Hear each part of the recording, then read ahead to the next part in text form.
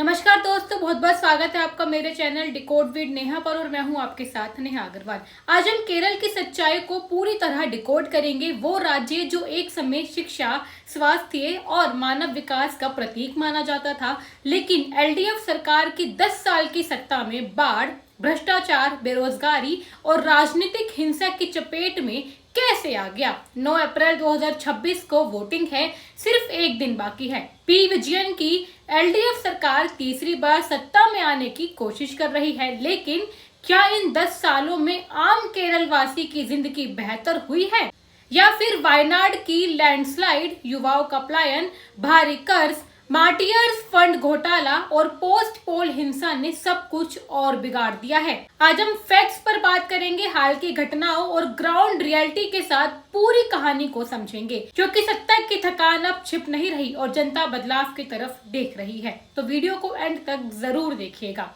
दोस्तों, एलडीएफ सरकार 2016 से लगातार सत्ता में है। 2021 में दोबारा बहुमत मिला, जो केरल के इतिहास में रेयर था। अब 2026 में विजयन साहब तीसरी बार सीएम बनने की लड़ाई कर रहे हैं। इससे पहले 2011 से 2016 तक यूडीएफ यानी कि कांग्रेस गठबंधन की सरकार थी। एलडीएफ ने विकास, रोजगार, आपदा प्रबंधन और भ्रष्टाचार मुक्त शासन के बड़े बड़े वादे किए थे, लेकिन रिपोर्ट्स और हाल की घटनाएं बताती हैं कि हालात बद से बदतर हो चुके हैं। दोस्तों, सबसे दर्दनाक मुद्दा है बार बार आने वाली बाढ़ और आपदाएं, खासकर 2024 वायनाड लैंडस्लाइड।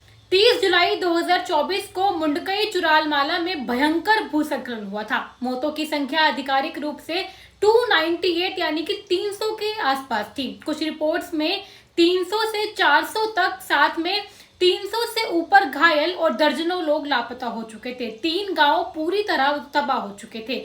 सीएमडीआरएफ फंड से करीब 700 या 750 करोड़ रुपए इकट्ठा हुए, लेकिन राहत और पुनर्वास में भारी देरी हुई। केंद्र से 2200 से ज्यादा करोड़ रुपए मांगे गए, लेकिन शुरुआत में सिर्फ 260 करोड़ ही मिल पाए, वो भी 1 साल के बाद। हाईकोर्ट में एसडीआरएफ फंड के इस्तेमाल पर फटकार लगाई। मार्च 2025 में टाउनशिप की नींव रखी गई, लेकिन 2026 की शुरुआती में कई परिवारों को पूरे मकान नहीं मिले। 178 घर सौंपे गए, लेकिन निर्माण और सफाई अधूरी ही रह गई। पीड़ित आज भी किराए के घरों में रह रहे हैं। बैंक लोन के रिमाइंडर आ रहे हैं। लोग पूछते हैं कि 10 साल सत्ता में रहने के बाद भी परमानेंट फ्लड कंट्रोल क्यों नहीं बना है। हर मॉनसून में लाखों लोग प्रभावित होते हैं, लेकिन सरकार सिर्फ केंद्र को दोष देती रहती है। दूसरी बड़ी समस्या बेरोजगारी और युवाओं का पलायन है। केरल की साक्षरता दर सबसे ऊंची है, लेकिन युवा बेरोजगारी 15 से 29 साल के जो लोग हैं, कई रिपोर्ट्स में 30% तक बताई गई है। महिलाओं में और भी ज्यादा है, नेशनल एवरेज से कहीं ऊपर है। हर साल लाखों युवा राज्य छोड़कर गल्फ, यूरोप, अमेरिका या अन्य शहरों में भाग रहे हैं। आईटी और टूरिज्म के अलावा लोकल जॉब्स तो है ही नहीं है। स्किल डेवलपमेंट पर करोड़ों रुपए खर्च किए, लेकिन नतीजा एकदम जीरो है। युवा कहते हैं पढ़ाई पूरी की, लेकिन नौकरी नहीं मिली है। एलडीएफ विकास का दावा करती है, लेकिन ग्राउंड पर युवा पीढ़ी का भविष्य अंधकार में है। फिर है राज्य का भारी कर्ज। जी हाँ दोस्तों, 2025 से 2026 में पब्लिक डेट 4 करोड़ के पार पहुंच गया है। डेट टू जीएसडीपी रेशियो 33 से 40 के बीच में है। सैलरी, पेंशन और कॉन्ट्रैक्टर्स के पेमेंट के लिए भी उधार लेना पड़ रहा है। वेलफेयर पेंशन बढ़ाकर 2000 रुपए की गई, लेकिन सेंट्रल शेयर में देरी से पेंशन मिल रही है।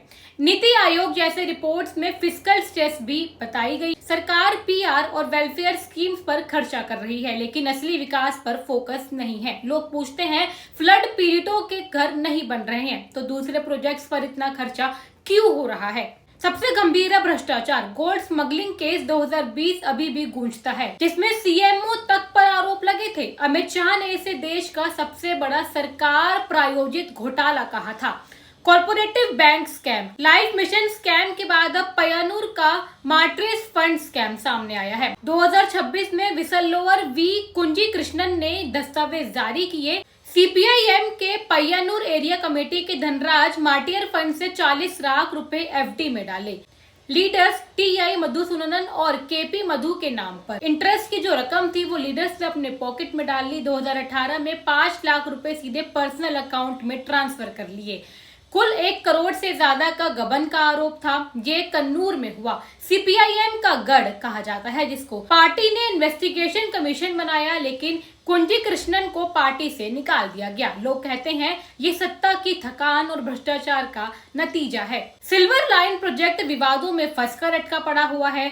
विजिंजम पोर्ट पर फिशर फॉल के विरोध को दबाया गया।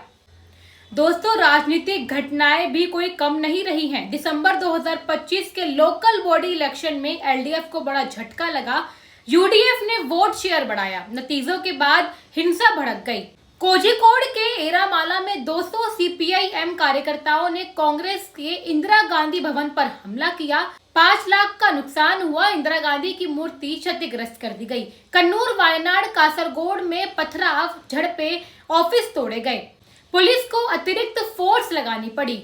बोगस वोटिंग और इंटिमिडेशन के आरोप लगे। पार्टी के अंदर भी विद्रोह रहा। वेटरन लीडर जी सुधाकरन ने पार्टी छोड़ी। कन्नूर डिस्ट्रिक्ट सेक्रेटरी टी के गोविंदन ने कैंडिडेट सिलेक्शन पर बगावत की। नेपोटिज्म का आरोप लगाया। 10 साल बाद एडमिनिस्ट्रेटिव फैटिग साफ दिख रही है। दोस्तों, केरल की जनता इन सारी परेशानियों से तंग आ चुकी है। वायनाड के पीड़ित अभी भी घरों का इंतजार कर रहे हैं। युवा बाहर भाग रहे हैं। किसान दामों की मार झेल रहे हैं। भ्रष्टाचार खुलेआम हो रहा है और चुनावी नतीजों के बाद हिंसा बढ़ रही है। एलडीएफ पिन्नाराई मोड का दावा करती है, लेकिन ग्राउंड पर ये मॉडल फेल होता हुआ दिखाई दे रहा है। दोस्तों, डिकोड विद नेहा पर हम यही कहते हैं, सच्चाई सामने लाना हमारा काम है। 9 अप्रैल को वोट डालते वक्त इन मुद्दों को याद जरूर रखें। क्या 10 साल और इसी हालात में गुजारने हैं आप लोगों को, या बदलाव का वक्त आ चुका है? आप क्या सोचते हैं कमेंट में जरूर बताइएगा। और अगर वीडियो पसंद आया तो लाइक करिए, शेयर करिए और सब्सक्राइब करना बिल्कुल ना भूलें।